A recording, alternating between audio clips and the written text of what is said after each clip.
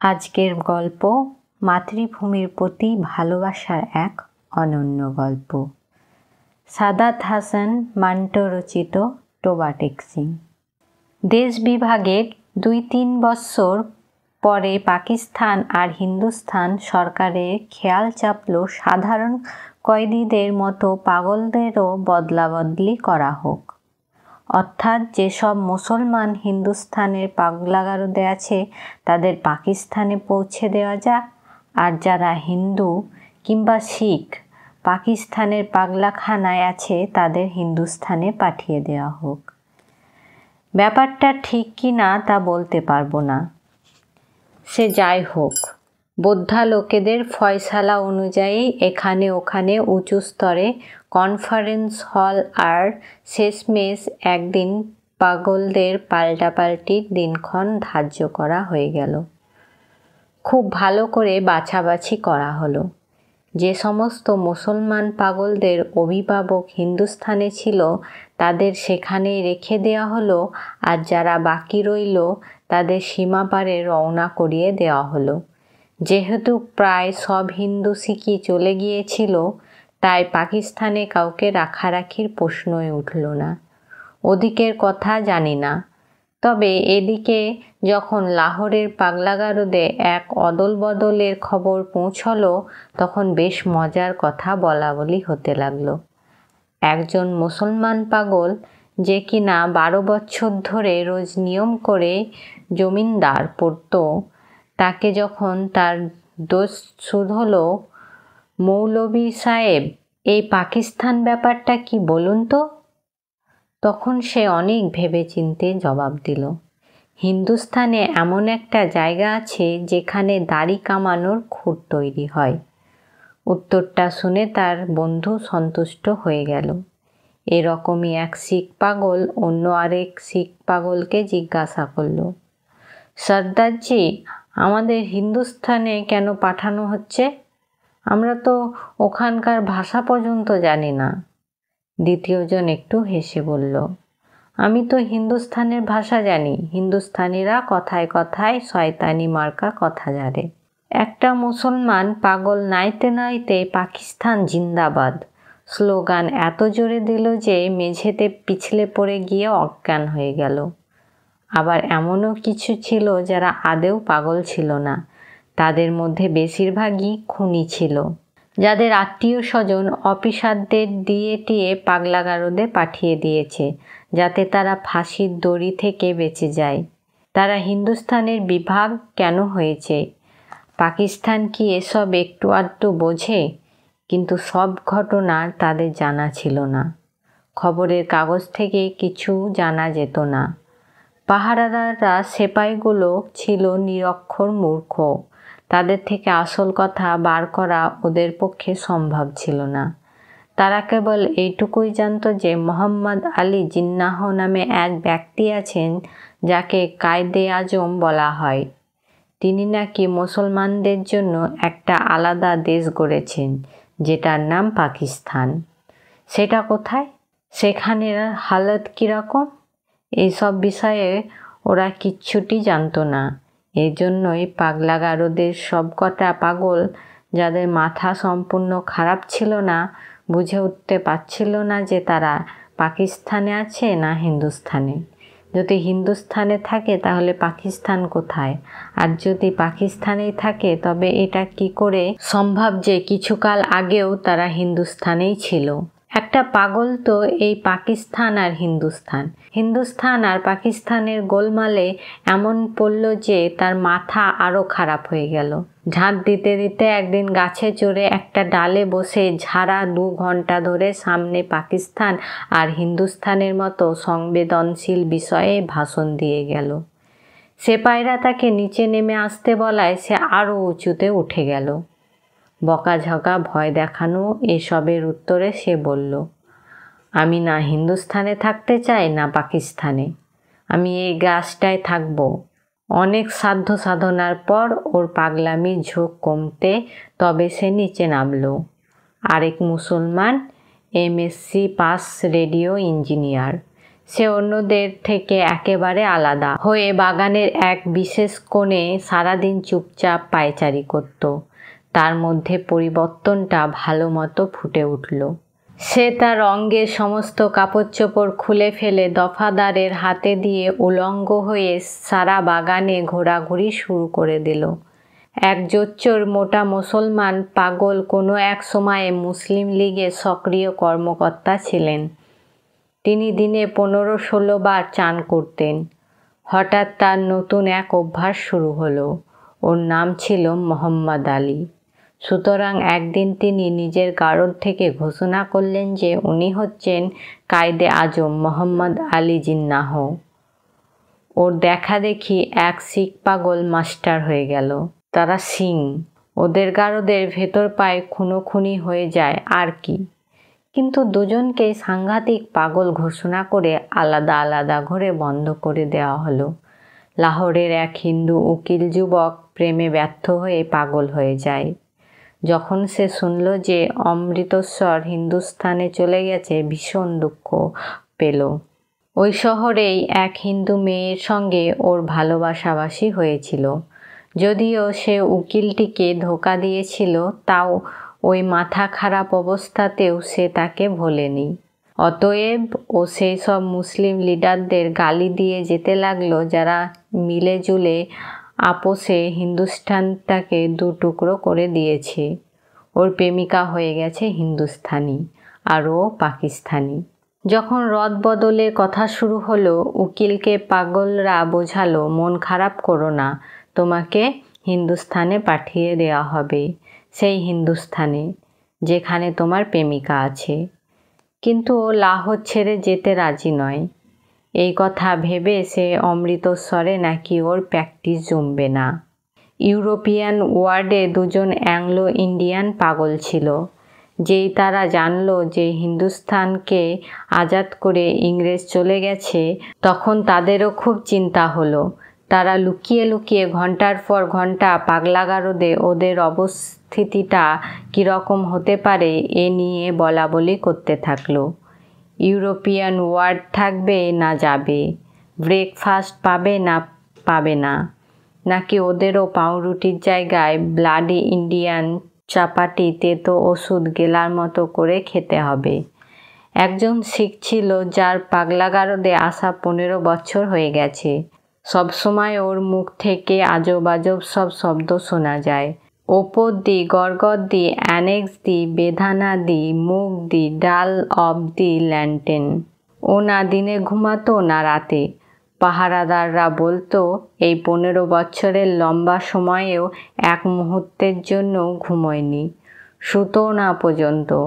কখনো কখনো কোনো একদিকে দেওয়ালে পিঠ ঠেকিয়ে নিত খালি।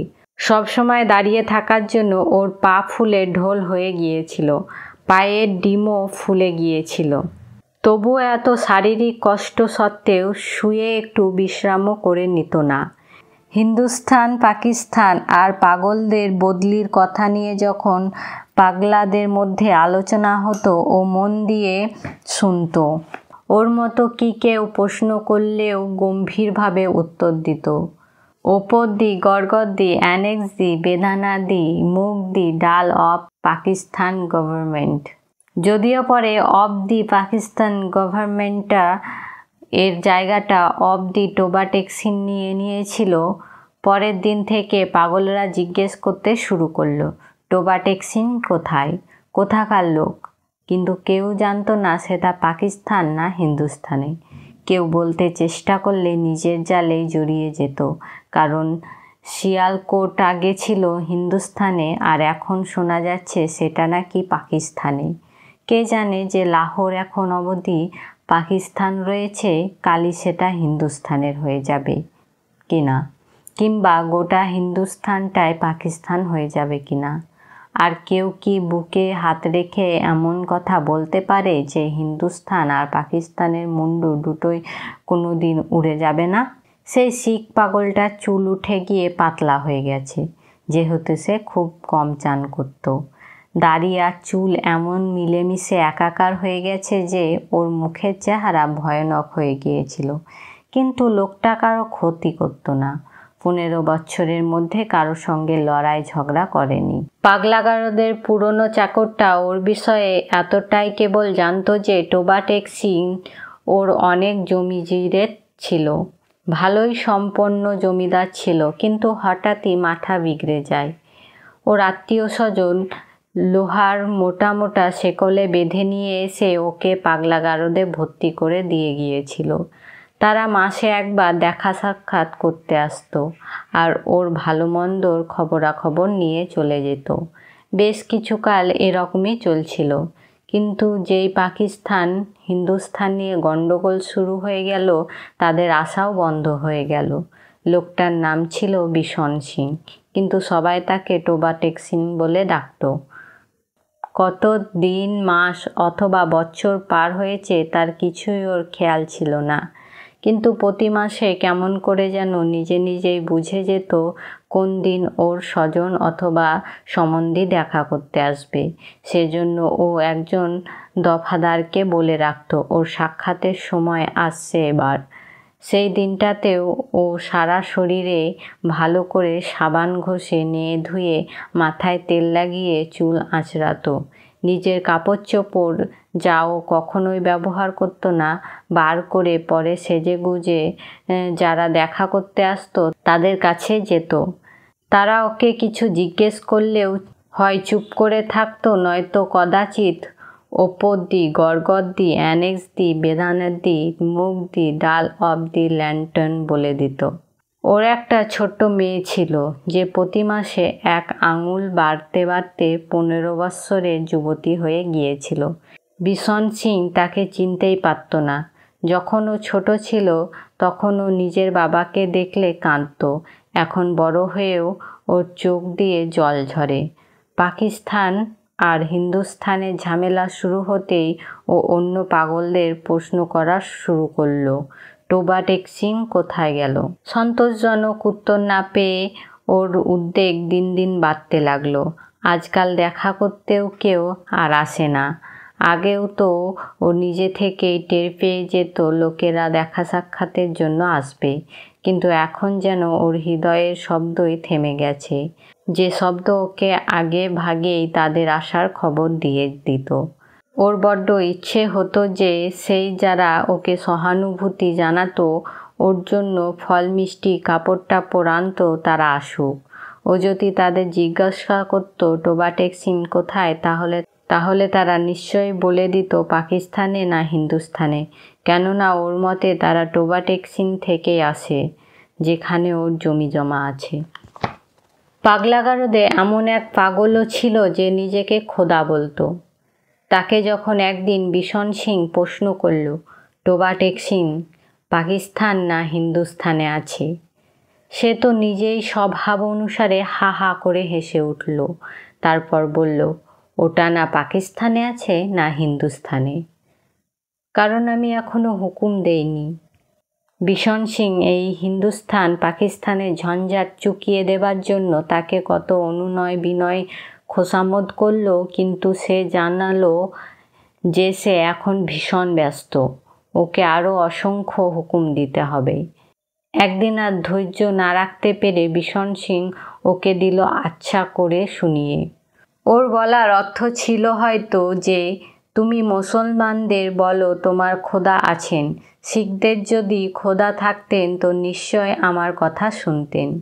বদলির কিছুদিন আগে টোবা টেক্সিংয়ের যে একজন মুসলমান বন্ধু ছিল দেখা করতে এলো। এর আগে কোনো দিন সে আসেনি। বিশন সিং তাকে দেখা মাত্র একদিকে সরে গিয়ে ফিরে যেতে লাগলো, কিন্তু সেপাইরা ওকে আটকে ছিল। উনি তোমার সঙ্গে দেখা করতে এসেছেন, তোমার দোস্ত ফজলুদ্দিন। বিশন সিং ফজলুদ্দিনের দিকে এক পলক তাকিয়ে কিছু বিড়বিড় করে বলতে থাকলো। ফজলুদ্দিন এগিয়ে এসে ওর কাঁধে হাত রাখলো। অনেক দিন ধরে ভাবছি তোমার কাছে আসি, কিন্তু ফুরসতই পাচ্ছিলাম না। তোমাদের সবাই ভালোভাবে হিন্দুস্তানে পৌঁছে গেছে? আমার পক্ষে যতটা সাহায্য করা সম্ভব করেছি। তোমার মেয়ে রূপকৌর, ও কিছু বলতে গিয়ে থেমে গেল। বিশন সিং কিছু মনে করার চেষ্টা করল। আমার মেয়ে রূপকৌর? ফজলুদ্দিন একটু থেমে বলল, হ্যাঁ, সে ও ঠিকঠাক আছে, ওদের সঙ্গে চলে গেছে। বিশন সিং চুপ করে থাকলো। ফজলুদ্দিন আবার বলতে শুরু করলো, ওরা আমাকে তোমার খবরাখবর নিতে বলেছে। এবার শুনলাম তুমি হিন্দুস্থানে যাচ্ছ। ভাই বলবীর সিং আর ওয়াধাওয়া সিংকে আমার সেলাম জানিও, আর বোন অমৃত কৌরকেও। ভাই বলবীর সিংকে বলো ফজলুদ্দিন ভালো আছে। ও যে দুটো খয়েরি মোষ রেখে গিয়েছিল তার একটার এড়ে হয়েছে আর অন্যটার গায়ে হয়েছিল, কিন্তু 6 দিনে হয়ে মরে গেল। আর তোমার জন্য আমার করার মতো কিছু থাকলে বলো, আমি সব সময় তৈরি। আর এই একটু ভরুন্ডা তোমার জন্য এনেছি। বিশন সিং ভরুন্ডার পুটলিটা পাশে দাঁড়িয়ে থাকা সেপাইয়ের হাতে দিয়ে ফজলুদ্দিনকে শুধল। টোবাটেক সিং কোথায়? টোবাটেক সিং? ফজলুদ্দিন খানিক আশ্চর্য হয়ে বলল, কোথায়? কেন, যেখানে ছিল সেখানেই। বিশন সিং জিজ্ঞেস করল, হিন্দুস্থানে না পাকিস্তানে? হিন্দুস্থানে না পাকিস্তানে। ফজলুদ্দিন তোতলাতে লাগলো। বিশন সিং বিড়বিড় করতে করতে চলে গেল। ওপর দি, গড়গড় দি, অ্যানেক্স দি, বেদানা দি, মুগ দি, ডাল of the Pakistan and Hindustan of the দূর। বদলিত প্রস্তুতি পুরো হয়ে গিয়েছিল। এধার ওধার আর ওধার থেকে এধার আসার পাগলদের তালিকাও এসে পৌঁছেছিল। বদলির তারিখ পর্যন্ত নির্ধারিত হয়ে গিয়েছিল। ভীষণ শীত পড়েছিল। লাহোরের পাগলাগারদ থেকে হিন্দু শিখ পাগলে ভরা লরি পুলিশ ফৌজের সঙ্গে রওনা হয়ে গেল। এ ব্যাপারে সম্পর্কিত অফিসার তাদের সঙ্গে ছিলেন। ওয়াগার বর্ডারের 2 দিকের সুপারিনটেন্ডেন্টে একে অপরের সঙ্গে দেখা করা প্রারম্ভিক কাজকর্ম শেষ করলেন। বদলি করা শুরু হয়ে গেল আর সারা রাত ধরে চলল। পাগলদের লরি থেকে বার করে আনা আর তাদের জন্য অফিসারের হাতে সঁপে দেওয়ার দারুণ শক্ত কাজ ছিল। কয়েকজন তো বাইরে আসতেই চাইছিল না, আর যারা লরি থেকে নামতে রাজি ছিল তাদের সামলাতে মুশকিল হয়ে পড়েছিল, কেননা তারা এদিক সেদিক পালাচ্ছিল। যারা উলঙ্গ ছিল তাদের জামা কাপড় পরালেই ছিঁড়ে খুঁড়ে শরীর থেকে ছুঁড়ে ফেলে দিচ্ছিল। কেউ গাল দিচ্ছিল তো কেউ গান গাইছিল, পরস্পর ঝগড়াঝাটি করছিল, কাঁদছিল নয়তো বক বক করে যাচ্ছিল। ঝালাপালা অবস্থা, কানের কাছে আওয়াজ করলেও শোনা যাচ্ছিল না। পাগল মহিলাদের শোরগোল তো এর ওপর আলাদা ছিলই। এত সাংঘাতিক ঠান্ডা পড়েছিল যে দাঁতে দাঁত লেগে যাচ্ছিল। কেন তাদের নিজের জায়গা থেকে উপড়ে ফেলা হচ্ছে এটা মাথায় ঢুকছিল না বলে বেশিরভাগ পাগলই এই অদল বদলের ব্যাপারটা মন থেকে মেনে নিতে পারছিল না। ওদের মধ্যে যারা একটু বোধবুদ্ধি সম্পন্ন তারা পাকিস্তান জিন্দাবাদ স্লোগান দিচ্ছিল, কিন্তু হিন্দু আর শিখ সেটা শুনে ক্ষেপে ওঠায় বাদ 2-3 হাঙ্গামা হতে হতে বেঁচে গেল। যখন বিশন সিংয়ের পালা এলো অন্য পারে পাঠানো সম্পর্কে অধিকারী লেখাপড়া শুরু করলে, তখন সে প্রশ্ন করল, টোবাটেক সিংটা কোথায়? পাকিস্তানে না হিন্দুস্থানে? সম্পর্কিত অফিসার হেসে বললেন, পাকিস্তানে। এটা শুনে বিশন সিং লাফিয়ে একদিকে সরে দাঁড়ালো, তারপর দৌড়ে নিজের অবশিষ্ট পড়ে থাকা সঙ্গীদের কাছে পৌঁছে গেল। পাকিস্তানি সেপাইরা ওকে পাকড়ে ধরে অন্যদিকে টেনে নিয়ে যেতে গেল, কিন্তু ও যেতে নারাজ। টোবাটেক সিং কোনখানে? ও জোরে জোরে চিল্লাতে থাকলো। ওপর দি, গড়গড় দি, অ্যানেক্স দি, বেদানা দি, মুগ দি, ডাল অব টোবাটেক সিং অ্যান্ড পাকিস্তান। ওকে অনেক বোঝানো হলো, দেখো টোবাটেক সিং এখন হিন্দুস্থানে চলে গেছে, যদি নাও যায় তাহলে শীঘ্রই পাঠিয়ে দেওয়া হবে, কিন্তু ও কোনো কথা শুনল না। যখন জোর জবরদস্তি ওকে অন্যদিকে নিয়ে যাওয়ার চেষ্টা করা হলো, ও দুসীমার মাঝামাঝি একটা জায়গায় নিজের ফোলা পায়ে ভর দিয়ে এমনভাবে দাঁড়িয়ে পড়ল যেন কোনো ক্ষমতায় ওকে নাড়াতে পারবে না। যেহেতু লোকটা মানসিকভাবে সুস্থ ছিল না, তাই ওর সঙ্গে জোরাজুরি করা হলো না। ওকে ওখানেই দাঁড়িয়ে থাকতে দিয়ে বাকি কাজ যথারীতি চলতে থাকলো। সূর্য ওঠার আগে স্তব্ধ দাঁড়িয়ে থাকা বিশন সিংয়ের গলা থেকে গগনভেদী চিৎকার বেরিয়ে এলো। এদিকে ওদিকে থেকে জনা কয়েক অফিসার দৌড়ে এলেন। দেখলেন সেই লোকটা, যে 15 বছর ধরে নিজের পায়ের ওপর দাঁড়িয়ে থেকে গেছে, সে আজ উপুর হয়ে শুয়ে। এপারের কাঁটাতারের পেছনে পাকিস্তান, মাঝখানের জমির সেই টুকরোর ওপর যেটার কোনো নাম ছিল না, টোবা টেক্সিন সেখানেই পড়েছিল।